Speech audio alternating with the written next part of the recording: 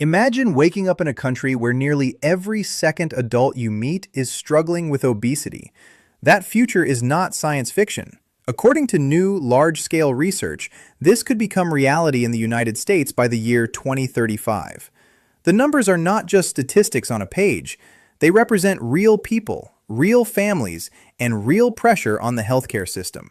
Hello, I'm Dr. Justin Whiteman. I analyze the latest research on blood pressure, diabetes, and cardiovascular disease, translating complex scientific findings into clear, practical insights through educational video content.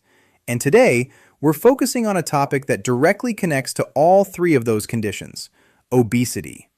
Today, we're breaking down what this study actually says, why it matters, and what it could mean for your health and your community. Before we dive in, if you find this kind of evidence-based health content helpful, please take a second to like this video and subscribe to our channel so you don't miss future updates.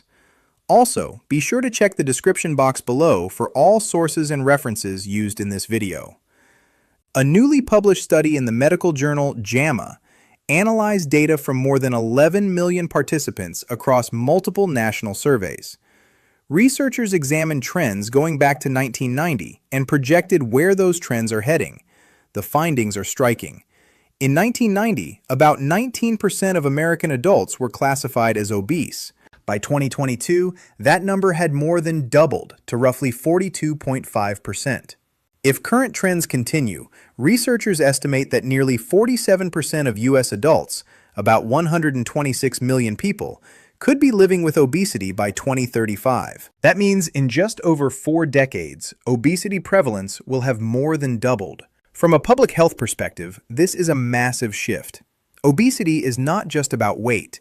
It is strongly linked to high blood pressure, type 2 diabetes, heart disease, stroke, joint problems, sleep apnea, and even certain cancers.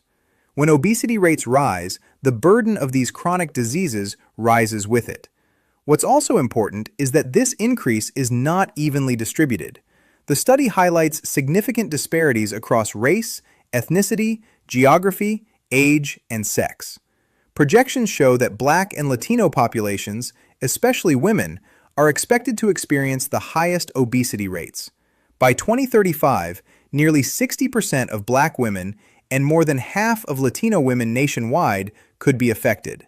Among men, Latino males are projected to approach 50%, higher than both white and Black males. These differences are not random.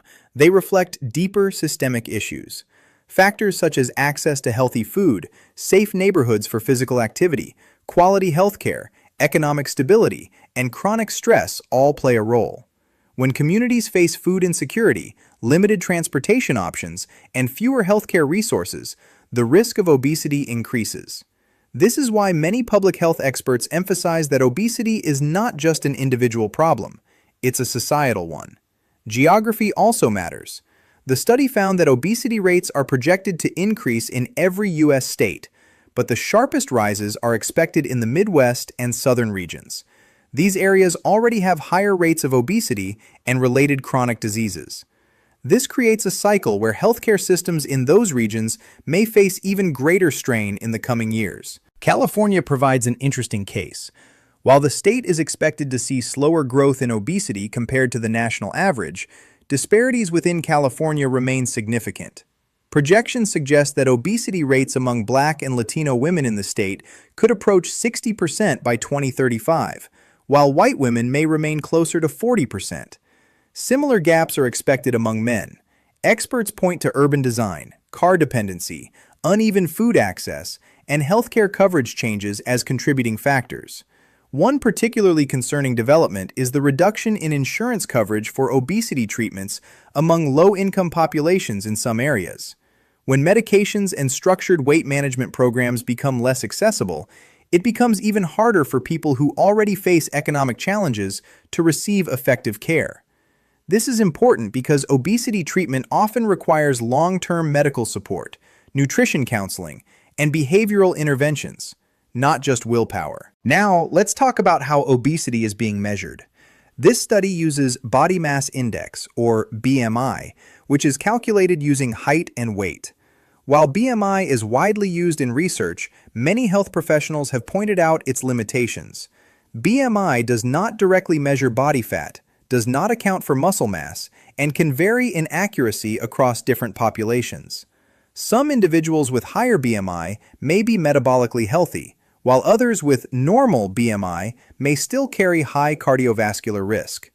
Even with those limitations, BMI trends still provide valuable insight into population-level changes. When we see such dramatic increases over decades, it signals broader shifts in lifestyle, environment, and social structure. Another important finding is the earlier onset of obesity. The data shows that younger age groups are experiencing obesity at higher rates than in previous generations. This means people are living more years of their lives with obesity-related health risks. From a cardiovascular standpoint, this is concerning because prolonged exposure to high blood sugar, high blood pressure, and chronic inflammation significantly increases the lifetime risk of heart disease and stroke. So what can be done? Researchers and clinicians emphasize that policy-level interventions matter. California's relatively slower growth in obesity rates may be partly due to school nutrition standards, menu labeling laws that require calorie information at restaurants, and local taxes on sugar-sweetened beverages.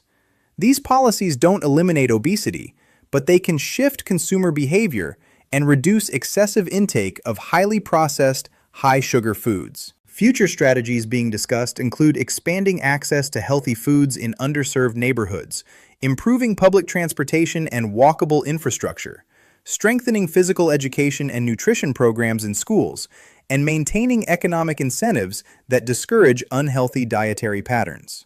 Importantly, targeted interventions for high-risk populations are critical. One-size-fits-all solutions rarely work when disparities are driven by structural inequality. From a medical standpoint, prevention is just as important as treatment.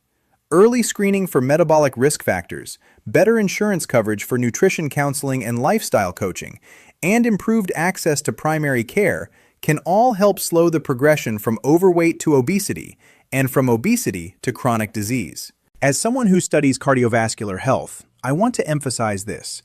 Obesity is not just about appearance. It is fundamentally about long-term health outcomes. It directly affects blood pressure regulation, insulin sensitivity, cholesterol metabolism, and inflammation levels throughout the body. When nearly half of a nation's adult population is at risk, the ripple effects extend far beyond individual households. But here's the hopeful part. Trends can change.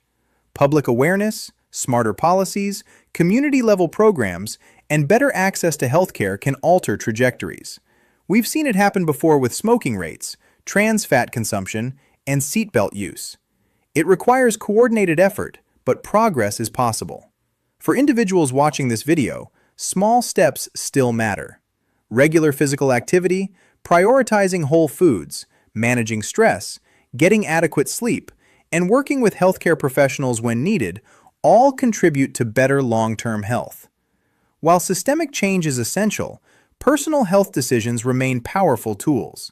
As we move closer to 2035, this research should serve as a wake-up call, not just to policymakers and healthcare systems, but to all of us.